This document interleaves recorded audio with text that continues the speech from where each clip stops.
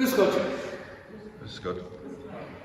Liebe Schwester und Brüder in Christus, Sie wissen es selbst. In diesem Jahr gab es keinen Gottesdienst am Donnerstag. Wir wollten diesem Mal mit Fußwaschen begehen. Ein Zeichen für den Dienst Jesu an uns und für unseren Dienst als Christen füreinander, für andere. Es gab keinen Karfreitagsgottesdienst mit Kreuzverehrung. Vielleicht fragen wir uns nun bewusst alles zuvor, was uns das Kreuz bedeutet. Und es gab keine Osternachtfeier mit Osterfeuer.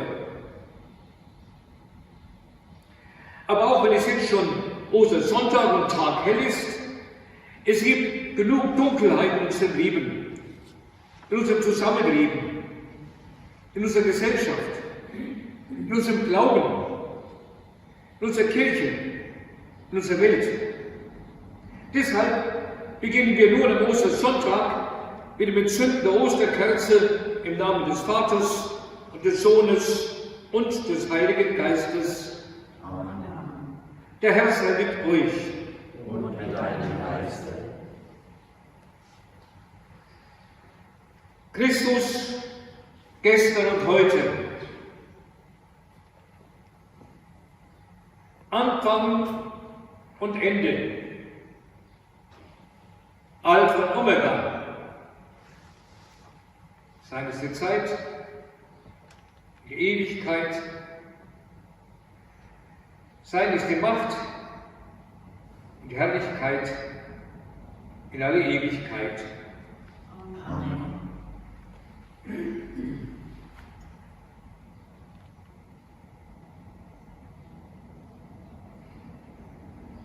Anstelle eines Osterfeuers entzünden wir nun also die Osterkerze am ewigen Licht.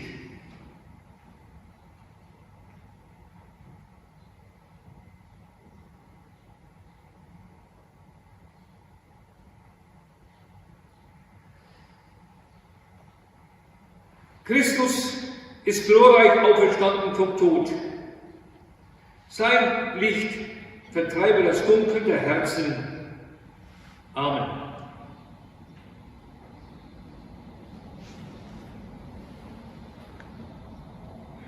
Lumen Christi. Deo gratias.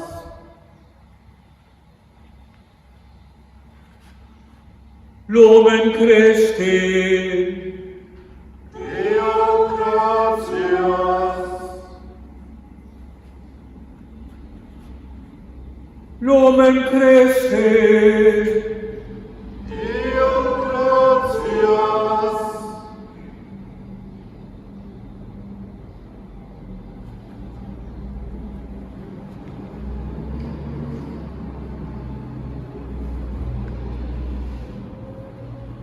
Für euch, ihr Versammelte, die in den Tod und Dunkel entfernt sind, für euch ist dieses Lied, das ich euch von Christus singe. Er ist das Wort, das uns gegeben wurde. Er ist das Wort, das wir weitersagen. Damit unsere Kinder von der Treue unseres Gottes hören, damit sein Bund niemals vergeht. Du heiliger und einziger Gott, dich loben wir, so gering wir auch sind. Im Namen dieser Welt und aller Menschen beten wir an deinen Ruhm und deine Kraft. Lass uns fallen in deine Arme. Denn alles vergeht, du aber bleibst. Dein Name und deine Gnade halten stand gegen all unsere Sünden, denn du bist Gott. Du bist dieser Welt nicht müde. Du hast unser menschliches Glück so ernst genommen, dass du alles dafür gegeben hast, unser Gott zu sein. In Jesus Christus bist du uns erschienen. Tag wurdest du in unserer Finsternis. In dir, in ihm schauen wir dich an, Vater. Er ist dein Gott. Er ist das Licht der Welt. Er ist der Menschensohn, der neue Adam, geboren vor allen Zeiten, in die Welt hineingesprochen von dir. Er ist in unsere Mitte gekommen. Sein Leben war das Leben eines Menschen. Von unseren Händen wurde er zerschlagen. Von unseren Händen fand er den Tod. Dann hast du das Unausdenkbare getan. In dieser Nacht ist er für uns erstanden, in dieser Nacht hat er den Tod überwunden, der sich selbst nicht retten konnte, der Törichte und Machtlose. Er wurde deine Weisheit und deine Kraft. Denn deine Torheit, Gott, ist weiser und deine Ohnmacht ist stärker als alle Weisheit und Macht der Menschen. Wie unerforschlich sind deine Wege, wie unermessbar ist deine Liebe zu uns. Wer ist dein Ratgeber gegeben, dass du dich so an diese Welt geschenkt hast? Von dir kommt alles, was ist. Durch dich sind wir Menschen. Für dich sind alle Dinge, alle diese Worte. Auf dich vertrauen wir, Herr unser Gott, dir wollen wir singen.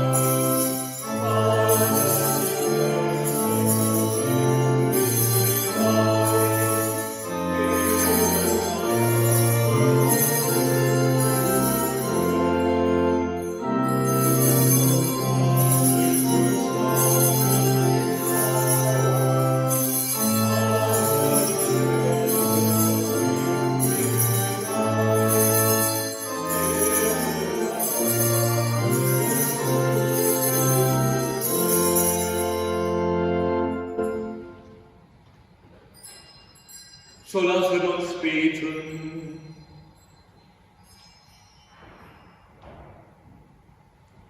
Gott, du machst unser Leben hell, bei all den Dunkelheiten, die uns belasten. So feiern wir von Freude, dass dein Sohn, unser Herr Jesus Christus, vom Tode erstand. So hast du sein Leben, seine Predigt und seine Botschaft beglaubigt. Wir sind von dir angenommen und vertrauen, dass auch wir nach so manchen Dunkelheiten des Lebens Leben in Fülle erlangen, durch ihn Christus, unser Bruder, Heiland, Freund und Gott. Amen.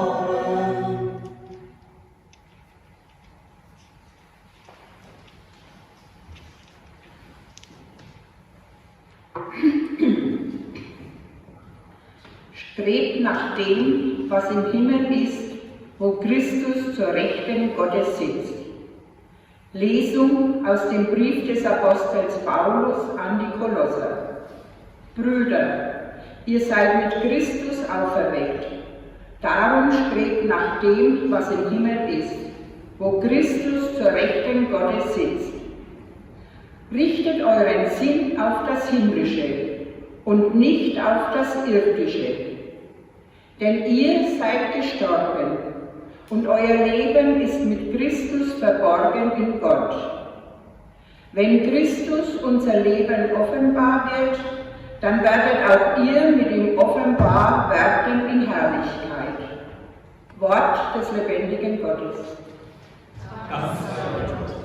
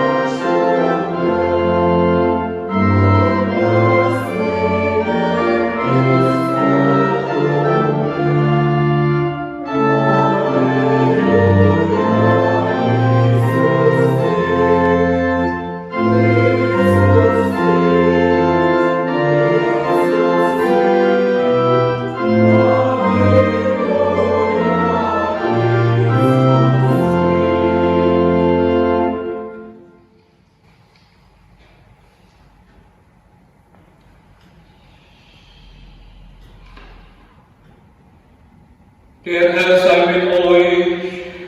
Und mit deinem Geiste. Aus dem heiligen Evangelium nach Matthäus. Ehre sei dir, o Herr. Nach dem Sabbat kam in der Morgendämmerung des ersten Tages der Woche Maria aus Magdala und die andere Maria nach dem Grab zu sehen.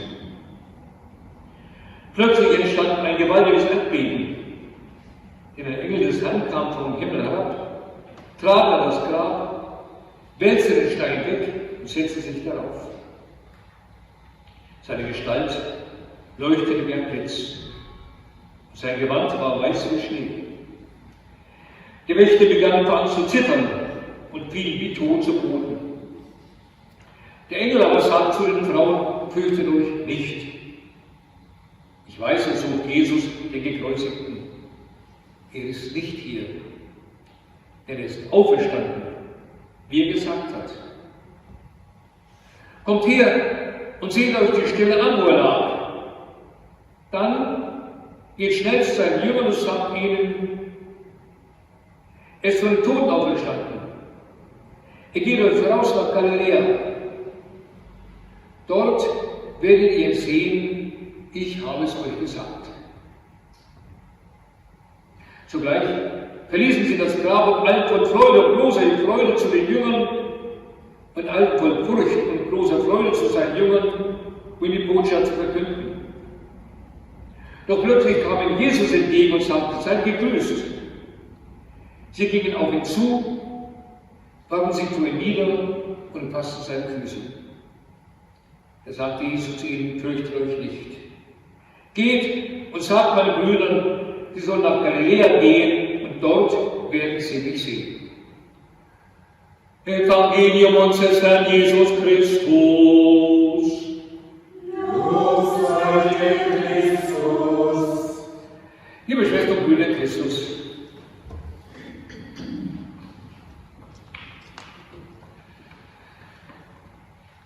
schon oft habe ich zitiert: Das einzig Todsichere im Leben ist der Tod. Mag man vielleicht auch bald gegen den Coronavirus einen Impfstoff entwickeln, gegen die Krankheitstod gibt es keine Hilfe. Dürfen wir dem Leben trauen? Für uns, für die Kinder, also auch in Zukunft? Liebe Gemeinde, wir werden im Anschluss an diese Predigt, wie immer an Ostern, das Taufwasser weihen. Die Taufe war von Anfang an Glaubenszeichen dafür, dass wir Christen nicht an den endgültigen Tod, sondern an das Leben glauben. Als Zeichen dafür haben wir lange Zeit Täuflinge, Kinder wie Erwachsene total ins Wasser untergetaucht. Die orthodoxen Kirchen, auch die katholischen Ostkirchen, machen das heute noch so. Als mit Christus vom Tod zum Leben auferstandene steigen die Getauften aus dem Taufbecken empor ins unzerstörbare neue Leben. Die Taufe verbindet uns auf geradezu physische Weise mit dem Weg Jesu Christi in den Abgrund des Todes hinunter und in die Herrlichkeit Auferstehung hinauf. Mitgehangen, mitgefangen, mitbefreit.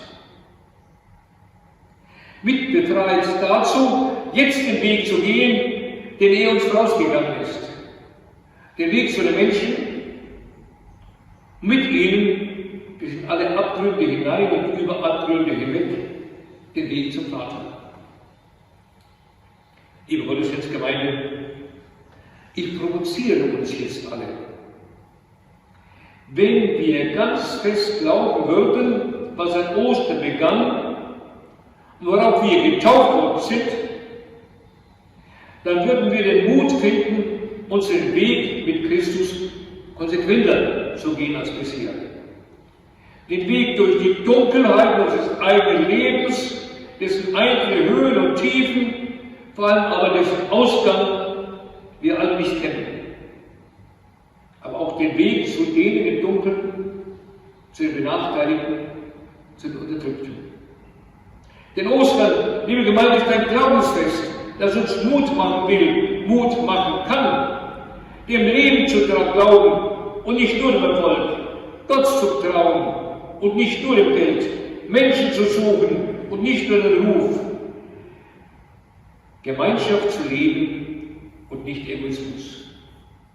Dann nämlich, liebe Schwestern und Brüder, verkleinern wir nicht unsere Hoffnungen aus menschlich allzu menschliche.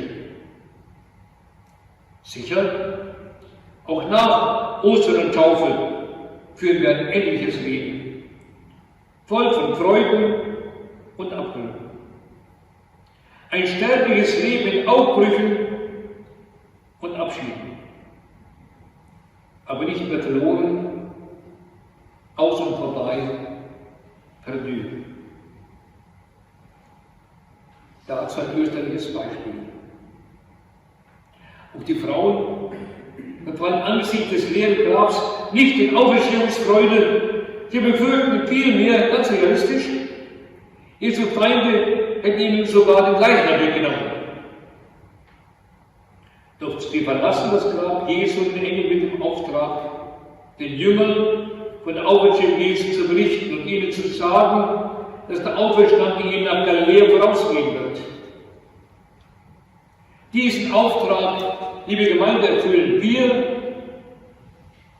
Dieser Auftrag gilt uns. So wird die Ostergeschichte zu einer Sendungsgeschichte auch für uns. Deshalb dürfen und müssen wir einander nicht den Tod ausliefern, sondern im Leben schenken. Im Großen, im Kleinen, im Glauben, in der Liebe, im eigenen Leben mit der Zuwendung zu den kleinen Schwachen. Das ist die Osterhoffnung der in Christus hineingetauften Menschen. Frohe Ostern!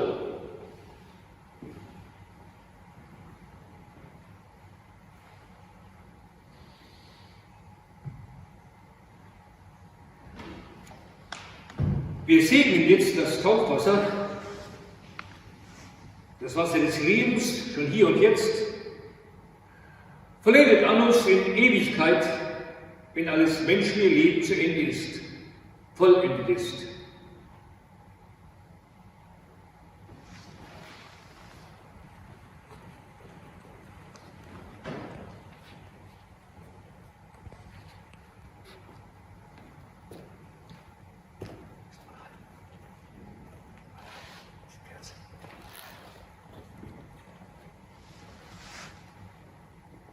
Allmächtiger, ewiger Gott, dein Sohn wurde von Johannes im Jordan getauft und von dir gesalbt im Heiligen Geist. Nach seiner Auferstehung befahl er den Jüngern, geht hin und lehrt alle Völker und tauft sie im Namen des Vaters und des Sohnes und des Heiligen Geistes. Durch deinen Sohn, Jesus Christus, steigen herab in dieses Wasser, die Kraft des Heiligen Geistes, damit alle, die durch die Taufe mit Christus begraben sind in seinen Tod, durch die Taufe mit Christus auferstehen zum ewigen Leben. Amen.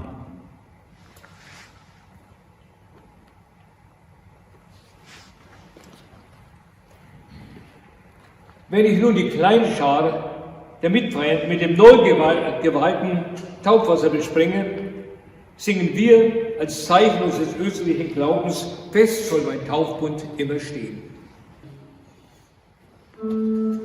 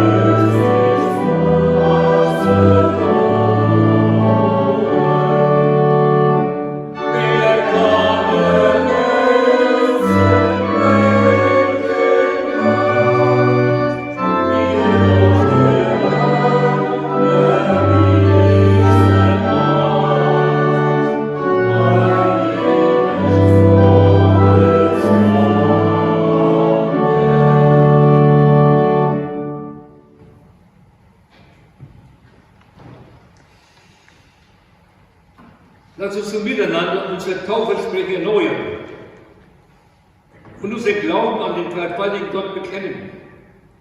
Jeder von uns ist eine persönliche Antwort herausgefordert. Deshalb antworten Sie bitte mit Ich glaube, beziehungsweise ich will es sagen. Glaubt ihr an Gott, den Vater, den Allmächtigen, den Schöpfer des Himmels und der Erde? Ich glaube. Glaubt ihr an Jesus Christus, seinen eingeborenen Sohn, unseren Herrn, der geboren ist von der Jungfrau Maria, der gelitten hat und begraben wurde, von den Toten auferstanden und zur Rechten des Vaters sitzt? Ich glaube. Glaubt ihr an den Heiligen Geist, die heilige katholische Kirche, die Gemeinschaft der Heiligen, die Vergebung der Sünden, die Auferstehung der Toten und das ewige Leben? Ich glaube. Bitte sagt ihr den Bösen, mit der Freiheit der Kinder Gottes leben zu können? Ich will es sagen. Bitte sagt den Verlockungen des Bösen, damit es nicht dauernde Macht über euch gewinnt? Ich will es sagen. Das ist unser Glaube, der Glaube aller Christen. Amen. Voll Vertrauen, liebe Gemeinde, wenden wir uns nun an Gott und bitten.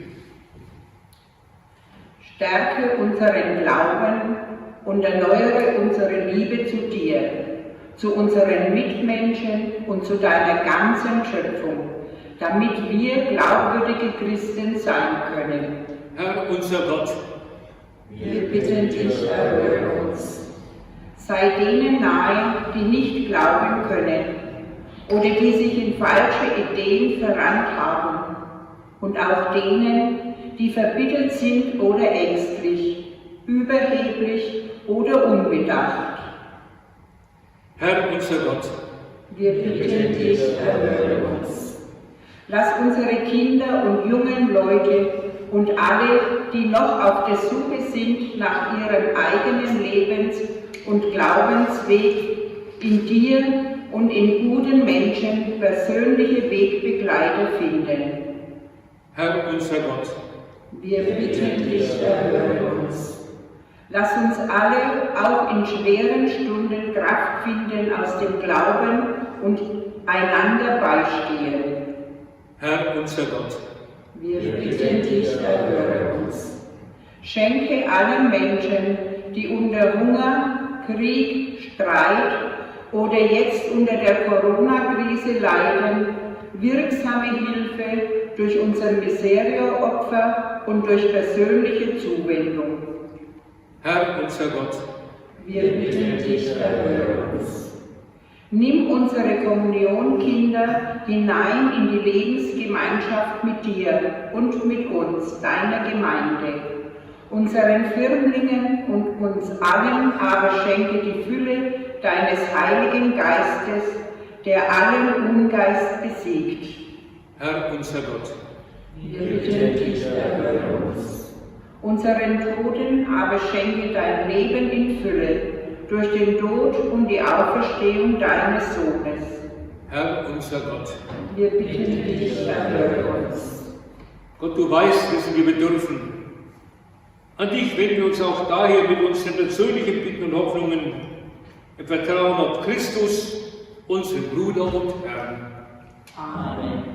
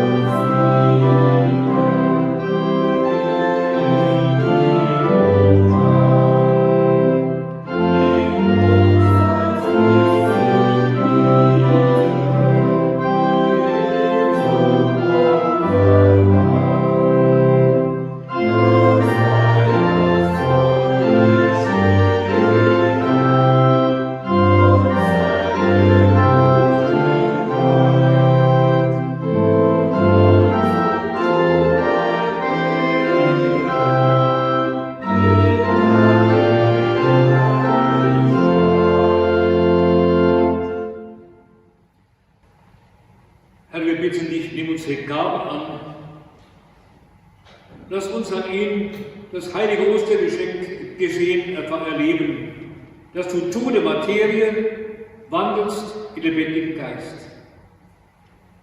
Dass durch das, was du an ihnen wirkst, auch für uns eine Quelle ewigen Lebens werden, durch ihn Christus, unseren Bruder und Herrn. Amen. Der Herr sei mit euch. Und mit deinem Geiste. Erhebet die Herzen. Wir haben sie beim Herrn. Lasset uns danken dem Herrn, unserem Gott. Das ist würdig und recht. In Wahrheit ist es würdig und recht, dir Vater immer und überall zu danken und diese Tage aufs Höchste zu feiern, der unser Osterlamm geopfert ist, Jesus Christus.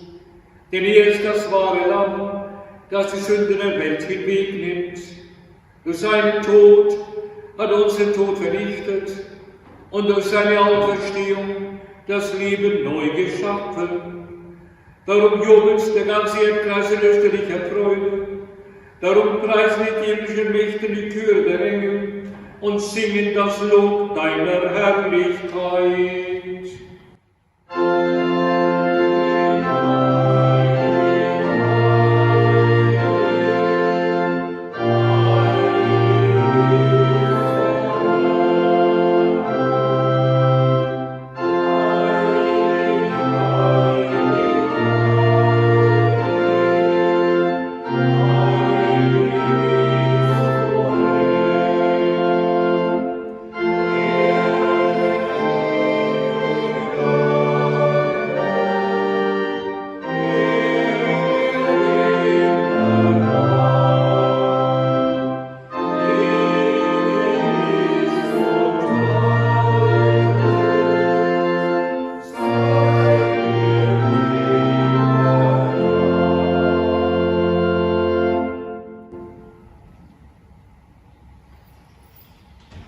Ja, du bist heilig.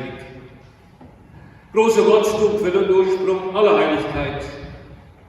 Darum komme vor dein Angesicht und feiere Gemeinschaft mit der ganzen Kirche das Hochfest der Auferstehung unseres Herrn Jesus Christus. Durch ihn, der zu deiner Rechten erhöht ist, bitten wir dich,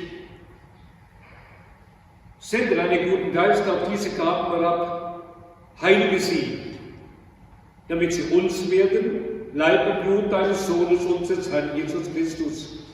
Er hat uns eingeladen, dieses Geheimnis miteinander zu feiern. Denn am Abend, nachdem er ausgeliefert wurde und sich aus freiem Willen dem Leib unterwarf, da nahm er das Brot und sagte Dank, brach das Brot, reichte seinen Jüngern und sprach, nehmt und esst alle davon. Das ist mein Leib, der für euch hingegeben wird.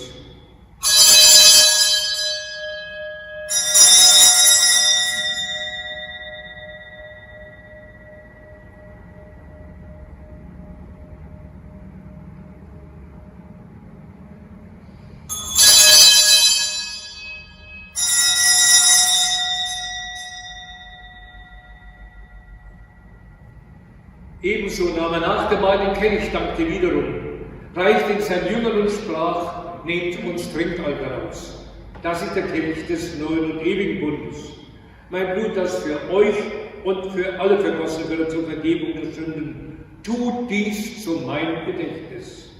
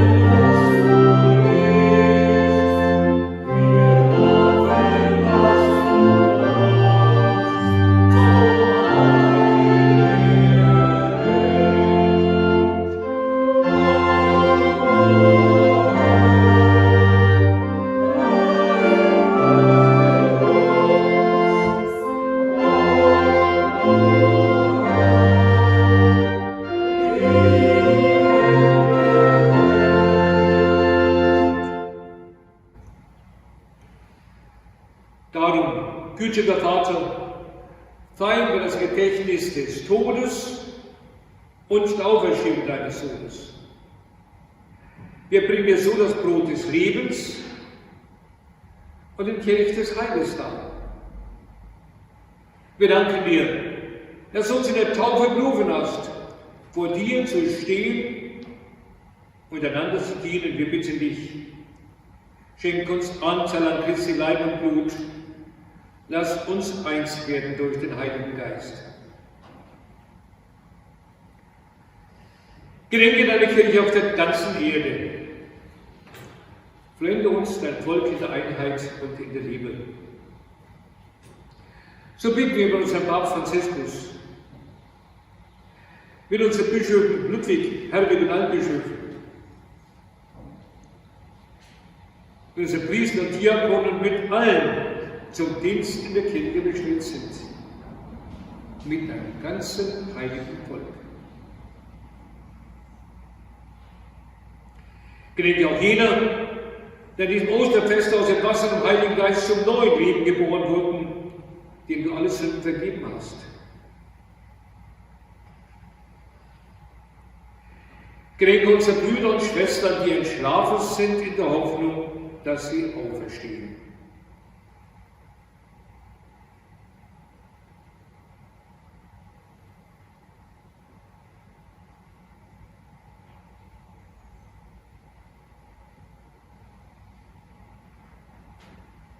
Nimm sie und alle, die in deiner Gnade aus dieser Welt geschieden sind, in dein Reich auf, wo sie dich schauen von Angesicht zu Angesicht. Vater, erbarm dich über uns alle, die wir versammelt sind, und alle, die diesen Gottesdienst mitfeiern, damit auch uns das ewige Leben zuteil wird, in der Gemeinschaft mit der seligen Jungfrau Gottesmutter Maria, dem heiligen Josef, mit deinen Aposteln, dem heiligen Wolfgang, mit allen, die bei dir Gnade gefunden haben von Anbeginn der Welt, dass wir dich loben und preisen durch deinen Sohn, Jesus Christus. Durch ihn und mit ihm und in ihm ist dir, Gott, allmächtiger Vater, in Einheit des Heiligen Geistes, alle Herrlichkeit und Ehre, jetzt und in Ewigkeit. Amen. So lasst uns gemeinsam beten, wie der Herr selbst uns zu beten gelehrt hat. Vater unser im Himmel, geheiligt werde dein Name, dein Reich komme, dein Wille geschehe, wie im Himmel, so auf Erden. Unser tägliches Brot gib uns heute und vergib uns unsere Schuld, wie auch wir vergeben unseren Schuldigern. Und führe uns nicht in Versuchung, sondern erlöse uns von dem Bösen. Erlöse uns, Herr allmächtiger Vater, von allem Bösen und gib Frieden in unseren Tagen. Komme zu Hilfe mit deinem Erbarmen und bewahre uns vor Verwirrung und Sünde, damit wir von Zuversicht das Kommen unseres Erlösers, Jesus Christus, erwarten. Denn dein ist das Reich und die Kraft und die Herrlichkeit in Ewigkeit. Amen. Am Ostertag, da Jesus gebietet seinen Jüngern, sprach den Friedensgruß, deshalb bitten wir Jesus Christus, du Sieger über Sünde und Tod. Schau nicht auf unsere Fehler und Sünden, schau auf den Glauben deiner ganzen Kirche. Schenk uns nach deinem Willen Einheit und Frieden. Der Friede des Herrn sei allezeit mit euch. Und mit deinem Geiste. Schenkt uns einander ein Zeichen der Zuneigung.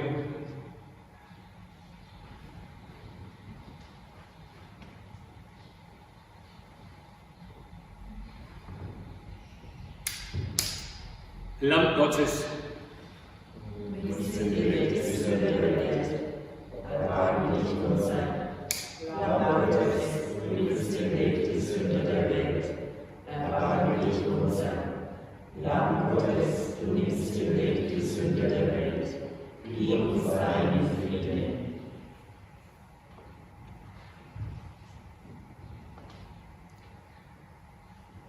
So seht das Lamm Gottes, das ihm Weg nimmt die Sünde der Welt. Herr, ich bin nicht würdig, dass du eingehst unter mein Dach, aber sprich nur ein Wort, so wird meine Seele gesund. Der Priester kommuniziert situationsbedingt als Einziger. Wir alle sind eingeladen zur geistigen Kommunion, der Vereinigung mit Christus und untereinander in Glaube, Gebet und Nächstenliebe.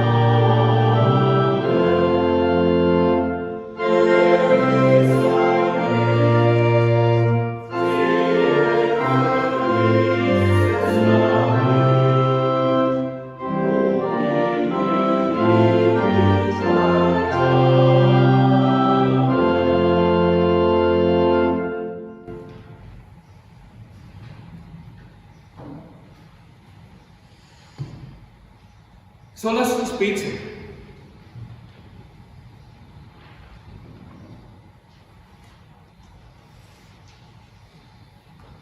Herr unser Gott, der uns in Jesus Christus so einzigartig nahegekommen bist, doch auch in seinem Leben, Sterben, Auferstehen so unbegreiflich bleibst. Wir durften die frohe Botschaft deines Sohnes hören. Hilf uns, in unser eigenes Leben umzusetzen. Für alle, die hungern nach Verständnis, Brot und Liebe. Dann wird Ostern unserem Leben, unserer Welt durch Christus, unseren gekreuzigten und auferstandenen Herrn. Amen. In diesem Jahr muss hier in der Kirche auch die Segnung ihrer Osterspeisen entfallen. Beten Sie zu Hause vor dem Mittagessen Ihr gewohntes Tischgebet oder: O Gott, von dem wir alles haben, wir danken dir für diese Gabe. Du speisest uns, weil du uns liebst. O segne auch, was du uns gibst. Amen. So bitten wir dich, Herr unser Gott, segne diese Osterspeisen. Hilf uns, dass wir die Freude und die Gemeinschaft, die wir hier mit dir und untereinander erleben dürfen, auch in unserem Alltag spüren und verwirklichen können. Da leben wir als erlöste Christen, die von der Auferstehung deines Sohnes künden, unseres Herrn und Bruder Jesus Christus. Amen. Der Herr sei mit euch. Und mit deinem Geiste. An diesem Tag, der geheiligt ist durch die Auferstehung unseres Herrn Jesus Christus, segne euch der gütige Gott und bewahre euch vor der Finsternis der Sünde. Amen. In Christus haben wir Anteil am ewigen Leben. In ihm führe euch Gott zur vergänglichen Herrlichkeit. Amen. Unser Erlöser hat uns die Tage seines Leidens zur österlichen Freude geführt. Er geleitet euch alle Tage des Lebens bis zu jener Osterfreude, die niemals endet. Amen. Das gewähre euch der dreieinige Gott, der Vater, der Sohn und der Heilige Geist. Amen. Gehet hin in Frieden. Amen.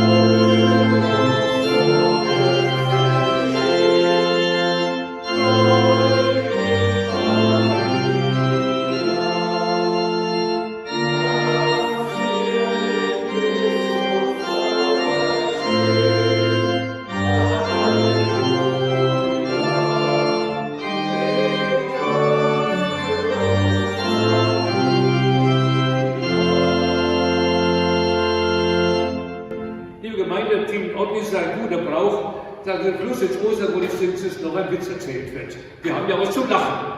Wir, wenn nicht wir Christen, sollen was zum Lachen haben. Muss wohl in alter Zeit gewesen sein, ebenfalls ein viermotoriges Flugzeug über den Atlantik Richtung New York. Hälfte des Weges, Pilot gibt einen Funkspruch durch, ein Propeller ausgefallen. Macht nichts. 5 Minuten später, zweiter Propeller ausgefallen. Nun sagt es auch der Kabinenbesatzung, die sagen, macht nichts. Dritter Propeller fällt aus. Nun gibt er es auch den Insassen, den Passagieren bekannt. Macht noch nichts. Vierter Propeller stoppt. Pilot an die Passagiere, kann jemand von Ihnen eine geistliche Handlung vornehmen? Pfarrer steht auf, nimmt seinen Hut und sagt: Frohe Ostern!